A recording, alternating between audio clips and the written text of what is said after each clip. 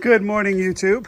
If you're tuning into this video, you probably searched for something like hillside erosion or planting on your hillside or DirtLocker, something like that.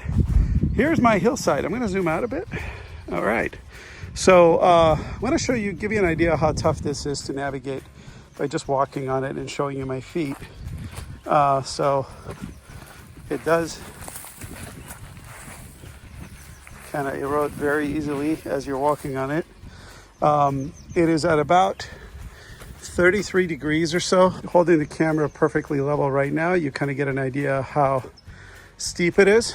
It's about 44 feet from that side to the fence and about 43 feet wide. And like I said, at about a 30-degree angle. So I've ordered the DirtLocker system. It's sitting on my driveway. I'm going to start the top row, right? So the back of the top row will be where these are. And then I'm going to backfill this and flatten it out to give us basically 3 more feet of deck area here. Not that we really need it, but I think it's going to give it a nice feel. And that may be a good area to plant a few things, or maybe to make it into a walking path. I haven't quite decided yet. We just got done putting in these steps. You may have seen a short I did earlier. So those steps were just put in. You see how difficult it is to navigate the terrain here. So these were not easy to put in, and I'm not going to say that I did this myself, because I did not. I had a lot of help, and just pressure treated 2x4, some landscape cloth and gravel, but the rest of it is just backbreaking labor. So hopefully the DirtLocker won't be as challenging to put in. This will give us a way to navigate the hillside, be able to step up and down, and also plant a lot on this hillside. So that's kind of the idea, is to put in some perennials and some really nice looking vegetation on here, which we haven't actually selected yet. I'm in the process of doing that. By the next week they'll be selected, and I'll have picked them up. The idea for tomorrow is to lay down the DirtLocker system and fill it with dirt, and then pin down all the necessary J-hooks to hold the system down. So I'm gonna cut here, and next time you see it, it'll be tomorrow morning. Okay, so this is just about a day before the crew shows up to help me install this stuff, and essentially of just assembling these things together one by one. This is a bit of a task. I've got it set out in the sun here, and I believe this was in the middle of June. It's been a good long while now. It's been about 8 months, 9 months since I did this, and I'm just doing the voiceover today. I'm trying to remember. It was a hot day, and those pieces do get quite hot. So I think I ended up having to wear gloves to do this. And it does take some time to do this. You have to clip these pieces in, and they're not heavy, but if you're doing a lot of them in a row, it takes some time to do. Not a whole lot of advice to give at this point. Just you want to assemble as many rows as you kind of can before you drag the thing down to your hillside. I think we ended up. You won't see it here, but we ended up assembling all the rows at some point before dragging them down to the hillside. So I was in contact also with the DirtLocker people at the time, asking them some questions. They were quite good at getting on the phone with me. I even ended up doing a FaceTime with them, and they walked me through some of the little gotchas there. Some of the things you want to consider is, the placement of the little rebar support hooks. And there are all kinds of different configurations that they tell you about that you can do. But every case differs, so I'm not really going to get into that here as much. And we're going to go over here to the next stage where they start to install it. It was a pretty hot day, I remember now, and ended up just at the end jumping right into the pool and cooling down. That felt pretty good.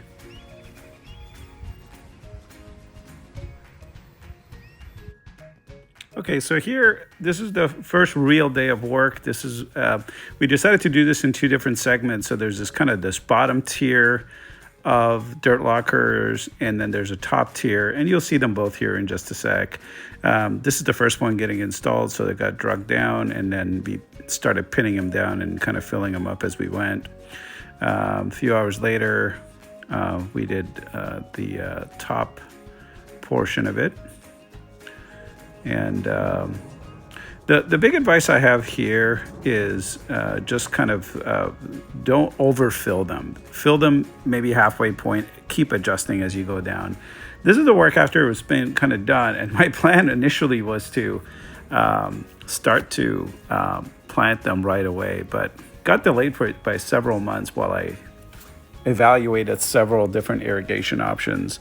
The DirtLocker folks suggest doing a drip irrigation, but for an area this large, I didn't want to have to deal with the drip line all the time. Drip lines are just kind of they can be pretty flimsy. No matter how you do them, they're going to need a lot of maintenance. So I ended up eventually kind of putting in some sprinklers at the top and at the bottom, and I'm much happier with that setup at the moment. So going back to the installation process, though, I do want to kind of talk about that a little bit. These didn't come out as awesome as I kind of hoped for. You'll kind of get a quick view at a few of them here. They're a little lopsided. It does take quite a bit of work to kind of get these things kind of perfectly aligned and not bowing out and not bowing in or whatever. Sometimes when they get a little overfilled, that's where you start having some problems. So my biggest advice would be don't overfill them and don't try to push them too hard. Like don't expand them out too far. Because once you do that, it's really hard to go back, right? A lot of these ended up pulling on the one above and kind of I had to it was like an endless adjustment task in order to do that.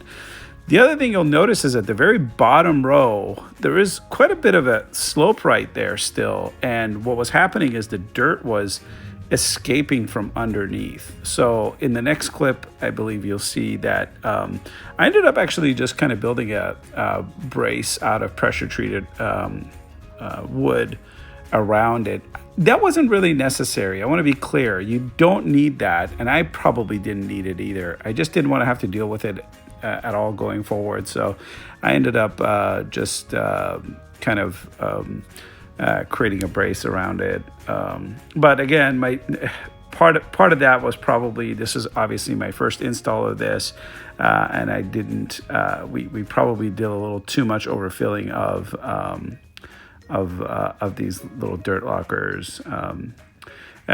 Overall, I'm quite happy with the way this turned out, and you'll see it fully planted at the end there. It's pretty awesome. What we ended up doing is we actually ended up filling quite a few of them with just gravel, so we could walk on them, and planting quite a few of them as well. So this is a subsequent day where we're putting that brace around the whole thing that I told you about, and we stick these into the ground. We built them much in the same way we built those steps I showed you earlier, and they've held together. It's now 8 months later, as I speak here, not as of this footage, but it's been holding together really well. So this is the finished product. This is after we fully planted them just the other day. So now there is sprinklers at the top and at the bottom.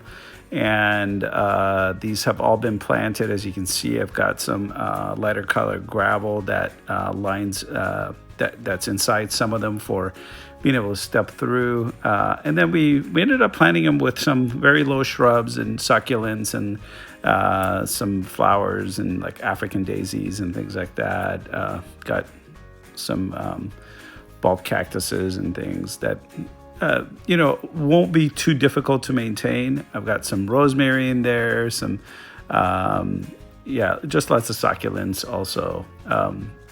Super happy with the way it's turned out so far. This is kind of a top view of the property now with this hillside completed. As you can see, we also mulched the entire hillside so that it kind of gives it a nice, more finished look. And it is, yeah, it's definitely a great solution for our setup here. And hopefully you've got something out of this video for your own implementation of the DirtLocker system.